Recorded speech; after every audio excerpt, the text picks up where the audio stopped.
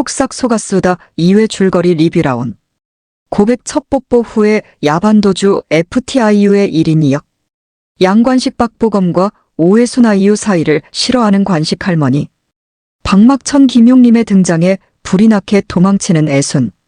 과거 남편과 야반도주 경험이 있는 관식의 엄마 관계 오고민에는 막천에게 관식이 그러다 말 거라면서 대수롭지 않게 여겼지만 이미 관식과 애순의 사랑은 오래전부터 시작되었습니다.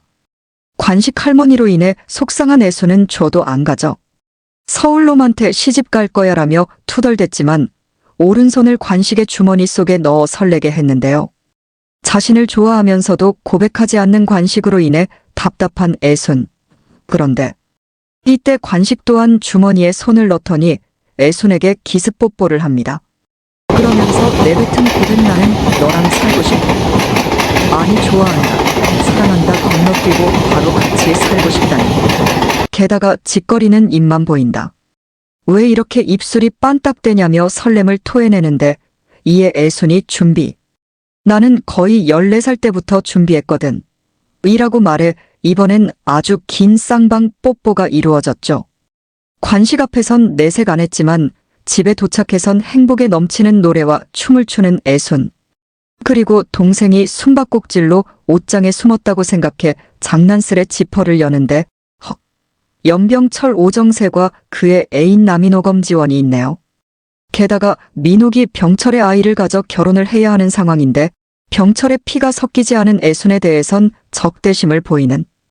그래서 애순은 몇 년 전 병철이 약속한 대학 등록금만 주면 원하는 대로 해주겠다 말하는데 연병, 철. 작가가 의도하고 지은 이름이 맞음이의 치읓 등록금은 커녕 애순이 번 양배추 판. 돈까지 모두 자기가 쓴 나쁜 놈이었습니다. 결국 애순은 친가로 향하는데 그곳 상황도 만만치 않았죠. 작은 아버지 한무정 해균의 아들 장손이 집구석을 다 털어먹어서 가세가 완전히 기울었는데 한무는 아들을 원망하기는 커녕 애순에게 숙식 제공되는 남댐 여공으로 들어가라고 그리고 종손 빚이면 내 빚이라면서 월급의 반씩 떼서 자기한테 붙이라고 하는데 어째 애순 주변의 어른들은 다 저 모양인지. 애순이 하늘에서 엄마가 울 거라고 말하는데도 이제 엄마 없다고, 너 반길 아랫목 없다고. 모진 말만 쏟아내서 1회에 나온 선생 못지않게 화가 났는데 그래도 애순이 안 간다고 말해 다행이었습니다. 하지만 이제 기댈 곳, 갈 곳이 전혀 없는 애순은 관식을 찾아가 하소연하며 시집을 가겠다 말하는데요. 그러나 꿈 많은 애순이라 어쩔 수 없는 결정이 속상하기만 한데 이때 관식이 이것은 소리 없는 아우성. 저 푸른 해원을 향하여 흔드는 영원한 노스텔지어의 손수건이라며 시를 읊는. 앞서 뽀뽀하던 날 애순이 노스텔지어도 모르는 놈한테 시집 안 간다고 말한 것 때문에 시를 외운 것인데 버벅대긴 해도 노력이 너무 귀엽고 유일하게. 관식 앞에서만 투정을 부리는 애순도 너무 귀여워 둘은 우는데 저는 계속 웃음이 나더라고요. 두 배우의 실제 나이가 31살인데 19, 18살 10대 모습을 왜 이렇게 이질감 없이 표현하는지. 또 그간 출연했던 작품들과 이미지가 겹치지 않아서 더 새로운 느낌으로 다가왔고 1회는 눈물바다였다면 2회는 웃음바다였습니다. 1968년 2월 야반도주를 감행한 두 사람. 그리고 돈이 필요하니 관식은 집에 있는 금개구리와 폐물을, 애순은 토끼더라도 일한 돈은 받아야 한다며 민욱의 옷과 구두, 반지, 귀걸이 등을 모두 훔쳐나왔는데요. 이때 애순이 화장한 거 싫어서 손에 침 발라 눈화장 지우려는 관식이 너무 귀여움. 하지만 배를 타자마자 위기에 봉착했으니 누가 봐도 가출한 것 같은 두 사람에게 도민증을 요구한 것. 이에 관식은 반지 하나를 뇌물로 주려 했으나 당찬 애순이 이를 저지하며 그럼 여기 바다 한가운데 떨구라고 배째라를 시전해 무사히 부산에 도착할 수 있었습니다. 그러나 현금이 없어 훔친 물건을 팔고자 금은방으로 갔는데 바로 신분증 보여달라고 해서 실패. 그리곤 밤이 돼 여관에 가서 반지 하나를 내밀지만 역시나 통할 리 없었습니다. 그런데 안 된다는 여관 주인 남편 김영웅과 달리 딱 봐도 신혼부부네라며 방키를 내어주는 주인 아내 강말금. 저는 여기까진 아내가 두 사람이 안쓰러워서 선의를 베푸는 건가 했는데 이후 후한 인심을 강조하며 국수와 술을 가져다 주는 걸 보고 아, 사기구나 했고 이후 상황은 상상 이상. 돈만 덤터기 씌운 게 아니라 두 사람이 잠든 사이 가방을 훔쳐가 버린 건데요. 순진한 관식과 애수는 도둑이 든 걸로 생각했지만 주인 남편이 둘이 제주에서 온 것을 알고 있다고 말하면서 눈치를 채 따지기 시작했는데 이젠 아예 본색을 드러내며 꺼지라고 말하는 사기꾼 부부. 경찰을 부르면 가출한 게 들통나 다시 제주로 돌아가야 하니 이미 관식의 엄마는 둘 잡으러 부산에 와 있는 상태. 두 사람은 할 수 없이 여관을 나오는데 이때 흑화한 애순이 복수를 생각합니다. 그리고 마침 자신들처럼 큰 가방을 들고 들어가는 여자 손님을 보고 주인 부부 몰래 숨어들었죠. 조용히 여자가 있는 방에 다가가 사기꾼 부부의 수법을 말해주는 관식과 애순. 그리곤 절대 불을 끄지 말라고 당부했는데요. 이 사실을 모르는 사기꾼 부부는 공쳤다며 불을 끄고 잠자리에 들었고 관식과 애순은 그들의 수법대로 조용히 방에 들어가 가방을 찾았습니다. 하지만 가방에서 돈이 될 물건들만 빼 손이 닿지 않는 전등 위에 올려놓은 부부로 인해 관식은 그들의 돈통을 들고 나오려 하는데 이때 애순의 눈에 들어온 자신의 실핀. 부부의 딸이 이 실핀을 꽂고 자고 있던 것이었는데 관식은 아이가 깰까 말려보지만 애순은 어릴 때부터 하던 소중한 물건이라 실핀 빼는 걸 감행합니다. 결국 아이가 눈을 떠 소리를 지르면서 추격전이 시작됐고 애손은 문을 나오자마자 잡혀버리고 마는데요. 애손을 인질로 삼아 관식에게 돈통을 가져오라 말하는 부부. 그런데 관식이 슬금슬금 뒷걸음질을 칩니다. 관식이 애손을 두고 갈 리 없는데 왜? 라는 의문이 들던 찰나 전속력으로 달려 주먹을 날리는 관식.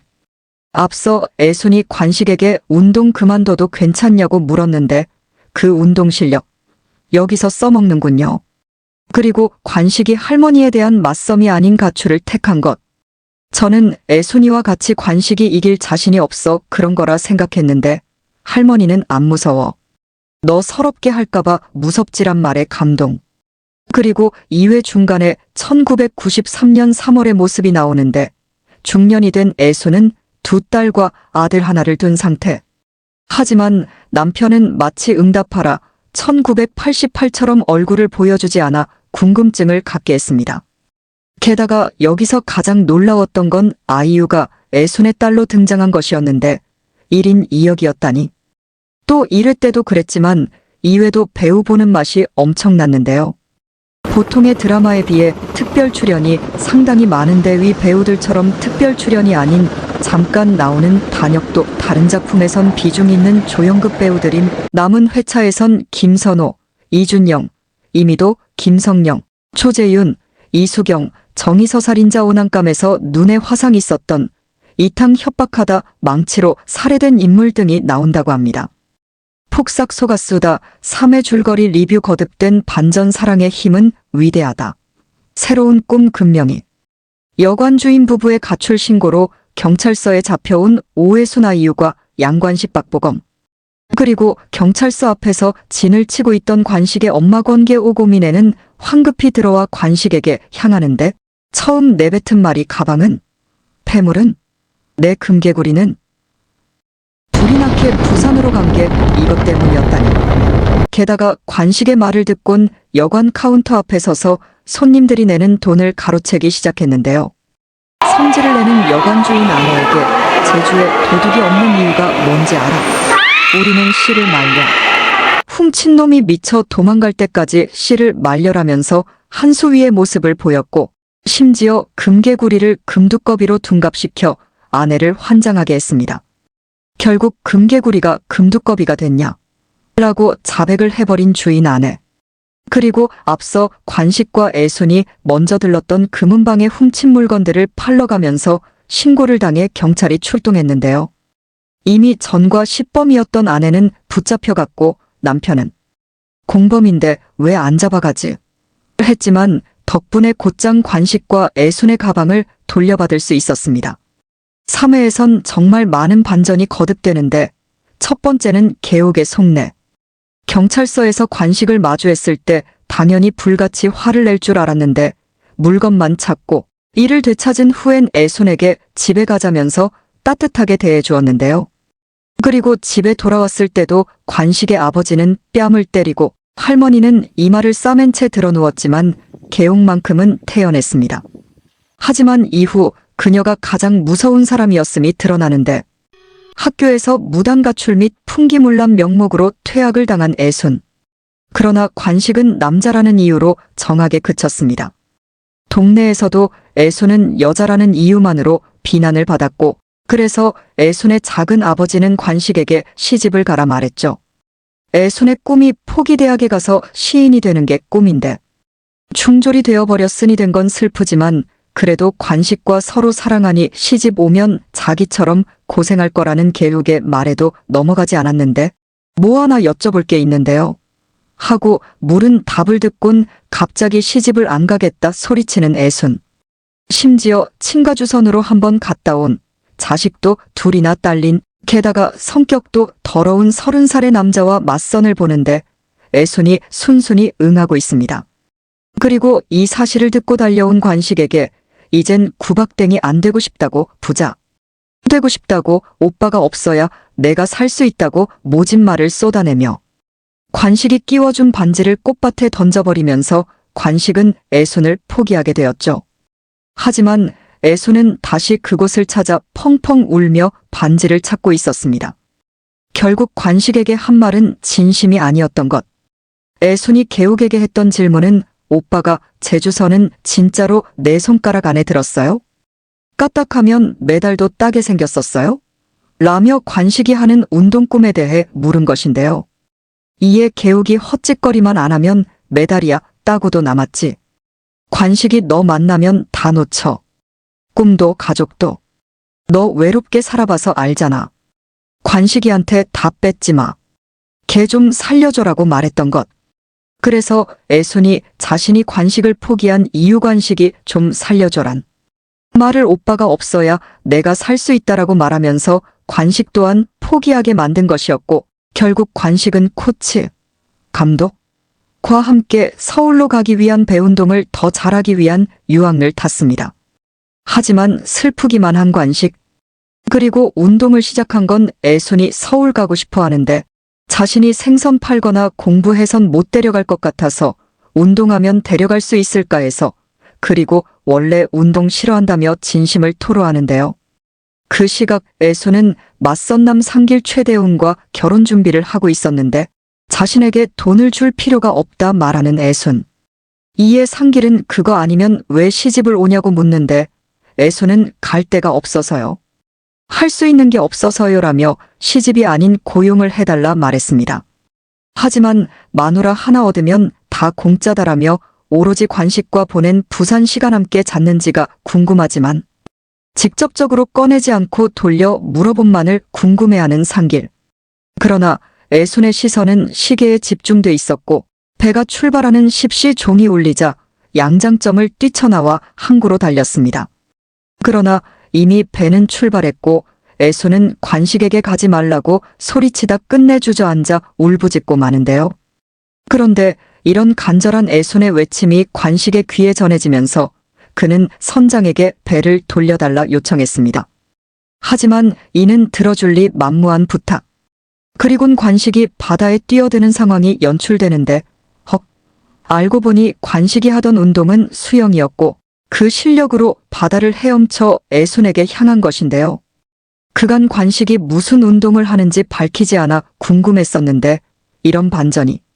그리고 이 뒤엔 더 큰 반전이 나오는데 이회에 나온 애손의 딸들 중 한 명이 사실은 딸이 아닌 관식의 늦둥이 여동생이었고 부산에선 아무 일이 없었던 것이 아닌 아주 큰 일이 있어 선풍기 모가지도 관식이랑 애손이 부순게 맞음. 격렬했던 상황을 상징하는 이웃이웃 그때 애손이 임신을 해 금명이아 이유를 낳았던 것이었습니다. 앞서 부산 일을 재차 묻는 상길이 짜증나게 느껴졌는데 그대로 시집 갔다면 큰일 날 뻔했던 것. 결국 관식네 집은 결혼을 허락할 수밖에 없었고 이젠 개옥이 무슨 말을 하든 애손의 귀에 들어오지 않았는데요. 그렇게 두 사람은 결혼을 했고 애손은 대학과 시인이라는 꿈을, 관식은 수영선수라는 꿈을 포기했지만 그보다 더 소중한 금명이를 새로운 꿈으로 여기며 행복한 신혼생활을 했습니다. 그리고 1969년 6월 이회에서 정체를 숨겼던 남편이 관식박해주님을 보여주었죠. 게다가 마지막엔 또 하나의 반전을 보여주는데 앞서 애손이 버렸고 다시 찾으려 했지만 결국 못 찾은 반지가 사실은 부산으로 야반도주 했던 날 관식이 프로포즈하려 준비한 것이었는데요. 앞서 가방을 되찾은 개옥은 관식에게 돌반지는 어딨냐고 물었고 관식은 그건 안 가져갔다고 딱 잘라 말해 관식 아버지의 소행인 줄 알았는데 알고 보니 애손 몰래 낮에 갔던 금은방에 가서 돌반지는 자신의 것이니 이를 녹여반지로 만들어달라 부탁했던 것. 저는 이 드라마가 참 좋은 게 요새 느낄 수 없는 순수함을 지녔다는 건데 이걸 배우들이 너무 잘 연기하고 스토리에 있어서도 어떤 떡밥을 던져서 한참 궁금하게 해놓고 그걸 절정에서 푸는데 정말 예측도 못한 뻔하지 않은 답을 줘서 너무 재밌더라고요. 또 그 시대를 느낄 수 있게 하는 현수막, 뉴스, 인물 등을 자연스레 보여주는 것도 너무 좋은 연출인 것 같습니다. 폭삭 속았수다, 사회 줄거리 리뷰 호루라기 같은 여자 애순 무쇠 같은 남자 관식 도의정 정체. 1회만큼이나 슬펐던 사회. 그리고 오해순 아이유의 삶만큼이나 가장으로서의 책임감에 힘겨운 양관식 박보검의 모습이 나와 내내 울면서 봤는데 서로가 있었기에 서로였기에 그 힘듦을 참고 견딜 수 있었던 게 아닐까. 금명이를 낳고 5년 뒤 애순은 아들을 낳지 못했다는 이유로 매일 같이 박막청 김용래의 뿌리는 팥을 맞았고 시어머니 권계호 고민애에겐 온갖 모진 말을 들으며 상처를 입어야 했는데요. 그래도 처가집 미워도 마누라 예쁘면 그냥 산다잖아요. 저도 비슷해요라는 무심한 듯 건네는 말로 약간의 표현을 하긴 했는데 딸 금명이를 건드리는 것에 있어선 감정을 다스릴 수가 없었습니다. 고등학교 검정고시에 합격한 애순. 관식은 대입시험 문제집을 사다 줄 만큼 여전히 애순의 꿈을 응원하고 있었고 해당하는 애순을 위해 나서고 싶지만 아드님이 나서면 나는 미운 년에서 죽일 년이 되는 거야 라는 말 때문에 참고 있었는데요. 그런데 남인호검 지원이 금명이 타라고 준 자전거를 시댁에서 팔려고 하면서 이유도 금명이가 여자여서 애순은 나 자전거. 금명이 자전거 탈 수 있게 해줘. 자전거도 못 타면 아궁이 앞에서만 사는 거야 라고 말해 다음날 관식은 새 자전거를 사왔고 팔아도 또 사오겠다는 말. 아궁이 앞에서만 산다는 말이 애순의 삶임을 알기에 미안함이 몰려오기도 했습니다. 하지만 애순은 정말 행복했는데요. 나를 아끼고 사랑해주는 남편, 자전거를 타며 행복해하는 딸. 자신은 아궁이 앞에 살아도 금명이는 더 나은 삶을 살게 할 거라 꿈꾸고 있었는데 막청과 개옥이 금명이를 잡녀해녀를 시키려 들면서 애순은 폭발하고 말았죠. 상을 업고 금명의 손을 끌고 나온 애순은 잡녀 안 시킨다고 엄마. 광래도 순병나 요절했다고 감정을 쏟아내는데 아랑곳 않는 개옥. 그래서 잡녀 좋으면 아가씨를 시키라고 하니 애순의 뺨을 때립니다. 아니, 애순이 틀린 말한 게 없는데 잡녀가 그렇게 좋으면 자기 딸을 시키지. 자기 딸은 못 시키는 일을 왜 남의 딸에게 시키려 드는지. 앞서 광래의 동료였던 해녀들이 잡녀가 얼마나 위험한 일인지를 얘기해줬는데도 다 무시하고 그 시대의 여자는 손녀라도 아무 의미 없구나 싶었던. 여기에 막천은 애순이 어멍광래 억신 들렸다고 또 팥을 뿌려대는데 이때 다행히 관식이 집으로 돌아왔습니다. 그리곤 애순이 나랑 살러 왔지. 이 집 며느리 하러 온 거 아니다. 이젠 애순이 볼 생각하지 말라고 그 길로 집을 나와버렸는데요. 또 집이 가까우면 찾아올까 먼 거리에 새들어 살았는데 이때부턴 관식의 힘겨움이 거세집니다. 애순과는 여전히 깨가 쏟아지고 아니 오히려 더 많은 깨가 나와 밤마다 일찍 불이 꺼져서 여기서 집주인 할아버지가 해도 너무하다며 화내시는 거 너무 웃김. 그리고 이게 먹을 거 가져다 주려고 한 거라 너무 좋은 분이기도 하고 그동안 안 생기던 둘째까지 생겼는데 사글세도 제때 못 내는 형편에 곧 태어날 둘째도 있으니 관식은 다른 사람들이 기피하는 선장의 배를 타며 손가락이 부러지고 온몸은 파스에 상처에 그래서 피곤에 지쳐 집에 오면 쓰러져 잠을 자고 끙끙 앓기도 했는데요. 근데 알고 보니 그 배가 과거 애순에 맞선 남 상길 최대훈의 것. 그리고 관식의 몸에 상처가 많은 건 애순과 행복한 삶을 사는 관식에 대한 열등감으로 폭언과 폭행을 쏟아낸 상길 때문이었습니다. 그는 심지어 자기 아내 애순과의 결혼이 깨지고 새로 결혼한 젊은 아내까지 폭행할 정도로 쓰레기였는데 애순은 이 사실을 몰라 잘 봐달라 인사를 하러 갔다가 상길이 관식을 폭행한 걸 알곤 아닌 건 아니다라고 말하며 항구로 갔죠. 이 말 덕에 상길 아내도 각성함. 그 시각 관식은 열등감에 쩐 상길에게 종아리를 걷어 차이고 있었는데 애순이 이걸 봤으니 눈 돌아갈 수밖에. 멀리서 개새끼야 하고 애순이 달려오는데 알고 보니 10살 때도 중학생 때도 고등학생 때도 애순은 늘 남들에게 괴롭힘당하는 관식을 똑같은 모습으로 지켜왔더라고요. 관식이 애순을 왜 그렇게 좋아하나 했더니 이거였어. 내가 위험에 처할 때마다 그들에게 욕을 하며 달려오는 호루라기 같은 여자. 히읗히읗히읗. 그렇다고 관식이 약한 게 아니라 워낙 기본 바탕이 착해서 바다 한가운데에서 뛰어들어 육지로 수영쳐 올 만큼 체력도 강하고 여관 주인에게 날아서 주먹을 날릴 정도로 싸움도 두려워하지 않지만 이건 애순이 이유가 됐을 때만 보이는 행동이라 돈을 벌어야 하는 것도 있지만 심성이 착해서 상길의 만행도 참아왔다 생각되는데 이제 애순이 알았으니 호루라기 보는 거죠. 그래도 애순이 싸우지 않고 관식만 데려가는 걸로 끝내려 했는데 상길이 매를 범. 자기 형이 어촌계장이라 다른 배도 못하게 할 거라고 여기선 참음. 애순이 발랑 까졌다고 소리쳐서 관식이 화가 나 뒤를 도는데 만삭의 애순이 먼저 뛰어가 상길의 다리를 까버림. 여기서 상길이 한 대 맞고 엄청 아프다 징징대는데 자긴 남의 다리수도 없이 차놓고 내 작은 고통만 아프다고 낑낑대는 게 찌질한 그의 성격을 잘 보여주는 듯 했습니다. 사회에선 지난 회차들보다 90년대의 상황이 많이 비춰졌는데 광내 마이너스 애순 마이너스 금명이를 통해 그 시대상을 보여주더라고요. 조금씩은 나아지고 있었지만 90년대까지도 아들 가진 게 여전히 유세가 되던 시기라. 금명의 예비 시어머니는 결혼하고도 회사 계속 다니려고 너무 다 욕심내는 것도 일종의 허기 아닐까? 라며 없는 집 하면서 금명의 부모까지 무시하는데 그래도 금명이 애순을 닮아 온실 속 화초가 꼬인 데도 없더라란 그녀의 말에 그럼 어머니도 화초는 아니신 거죠? 라며 조근조근 큰 한방을 날리는. 하지만 속상함은 어쩔 수 없는 거라. 신발장에 가득한 자신의 구두를 보고 잔소리하는 엄마에게 허기져서 그렇다며 본의 아닌 화풀이를 하게 되는데 애순이 이에 화를 내는 것이 아닌 미안한 마음을 드러내면서 금명도 애순이 좋아하는 꽃그림에 자신의 구두를 선물하며 감정을 가라앉혔습니다. 세월이 많이 흘렀지만 여전히 서로에 대한 사랑이 넘치는 애순과 관식.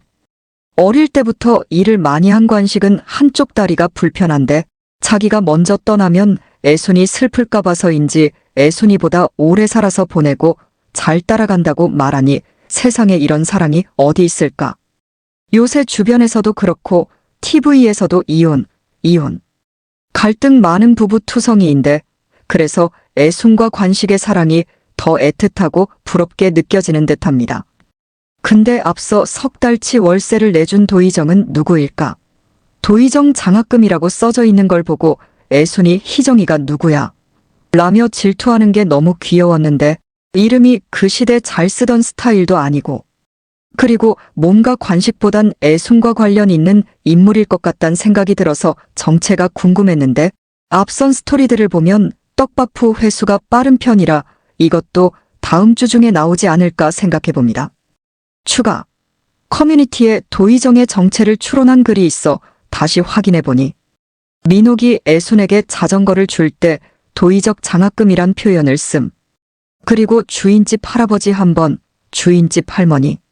한 번 보청기를 낀 모습을 부각시켜 보여주는데 보면서 왜 굳이? 생각했던 장면이기도 했음. 그래서 도의적 장학금이란 말을 도의정. 장학금으로 잘못 알아들어 봉투에 그렇게 적었을 거란 추론이 상당히 설득력 있어 보입니다. 근데 알고 보니 그 배가 과거 애손에 맞선 남 상길 최대훈의 것. 그리고 관식의 몸에 상처가 많은 건 애손과 행복한 삶을 사는 관식에 대한 열등감으로 폭언과 폭행을 쏟아낸 상길 때문이었습니다. 그는 심지어 자기 아내 애손과의 결혼이 깨지고 새로 결혼한 젊은 아내까지 폭행할 정도로 쓰레기였는데 애손은 이 사실을 몰라 잘 봐달라 인사를 하러 갔다가 상길이 관식을 폭행한 걸 알곤 아닌 건 아니다라고 말하며 항구로 갔죠. 이 말 덕에 상길 아내도 각성함. 그 시각 관식은 열등감에 쩐 상길에게 종아리를 걷어 차이고 있었는데 애손이 이걸 봤으니 눈 돌아갈 수밖에. 멀리서 개새끼야 하고 애손이 달려오는데 알고 보니 10살 때도 중학생 때도 고등학생 때도 애손은 늘 남들에게 괴롭힘 당하는 관식을 똑같은 모습으로 지켜왔더라고요. 관식이 애손을 왜 그렇게 좋아하나 했더니 이거였어. 내가 위험에 처할 때마다 그들에게 욕을 하며 달려오는 호루라기 같은 여자. 히읗히읗히읗. 그렇다고 관식이 약한 게 아니라 워낙 기본 바탕이 착해서 바다 한가운데에서 뛰어들어 육지로 수영쳐 올 만큼 체력도 강하고 여관 주인에게 날아서 주먹을 날릴 정도로 싸움도 두려워하지 않지만 이건 애손이 이유가 됐을 때만 보이는 행동이라 돈을 벌어야 하는 것도 있지만 심성이 착해서 상길의 만행도 참아왔다 생각되는데 이제 애손이 알았으니 호루라기 보는 거죠. 그래도 애손이 싸우지 않고 관식만 데려가는 걸로 끝내려 했는데 상길이 매를 범. 자기 형이 어촌계장이라 다른 배도 못하게 할 거라고 여기선 참음. 애손이 발랑 까졌다고 소리쳐서 관식이 화가 나 뒤를 도는데 만삭의 애손이 먼저 뛰어가 상길의 다리를 까버림. 여기서 상길이 한 대 맞고 엄청 아프다 징징대는데 자긴 남의 다리수도 없이 차놓고 내 작은 고통만 아프다고 낑낑대는 게 찌질한 그의 성격을 잘 보여주는 듯 했습니다. 사회에선 지난 회차들보다 90년대의 상황이 많이 비춰졌는데 광내 마이너스 애손 마이너스 금명이를 통해 그 시대상을 보여주더라고요. 조금씩은 나아지고 있었지만 90년대까지도 아들 가진 게 여전히 유세가 되던 시기라. 금명의 예비 시어머니는 결혼하고도 회사 계속 다니려고. 너무 다 욕심내는 것도 일종의 허기 아닐까? 라며. 없는 집 하면서 금명의 부모까지 무시하는데 그래도 금명이 애손을 닮아 온실 속 화초가 꼬인 데도 없더라란 그녀의 말에 그럼 어머니도 화초는 아니신 거죠? 라며 조근조근 큰 한방을 날리는. 하지만 속상함은 어쩔 수 없는 거라. 신발장에 가득한 자신의 구두를 보고 잔소리하는 엄마에게 허기져서 그렇다며 본의 아닌 화풀이를 하게 되는데 애손이 이에 화를 내는 것이 아닌 미안한 마음을 드러내면서 금명도 애손이 좋아하는 꽃그림에 자신의 구두를 선물하며 감정을 가라앉혔습니다. 세월이 많이 흘렀지만 여전히 서로에 대한 사랑이 넘치는 애손과 관식. 어릴 때부터 일을 많이 한 관식은 한쪽 다리가 불편한데 자기가 먼저 떠나면 애손이 슬플까 봐서인지 애손이보다 오래 살아서 보내고 잘 따라간다고 말하니 세상에 이런 사랑이 어디 있을까. 요새 주변에서도 그렇고 TV에서도 이혼. 갈등 많은 부부 투성이인데 그래서 애손과 관식의 사랑이 더 애틋하고 부럽게 느껴지는 듯합니다. 근데 앞서 석 달치 월세를 내준 도의정은 누구일까? 도의정 장학금이라고 써져 있는 걸 보고 애손이 희정이가 누구야? 라며 질투하는 게 너무 귀여웠는데 이름이 그 시대 잘 쓰던 스타일도 아니고 그리고 뭔가 관식보단 애손과 관련 있는 인물일 것 같단 생각이 들어서 정체가 궁금했는데 앞선 스토리들을 보면 떡밥후 회수가 빠른 편이라 이것도 다음 주 중에 나오지 않을까 생각해봅니다. 추가. 커뮤니티에 도의정의 정체를 추론한 글이 있어 다시 확인해보니 민옥이 애손에게 자전거를 줄 때 도의적 장학금이란 표현을 씀. 그리고 주인집 할아버지 한 번, 주인집 할머니 한 번, 보청기를 낀 모습을 부각시켜 보여주는데 보면서 왜 굳이? 생각했던 장면이기도 했음. 그래서 도의적 장학금이란 말을 도의정. 장학금으로 잘못 알아들어 봉투에 그렇게 적었을 거란 추론이 상당히 설득력 있어 보입니다.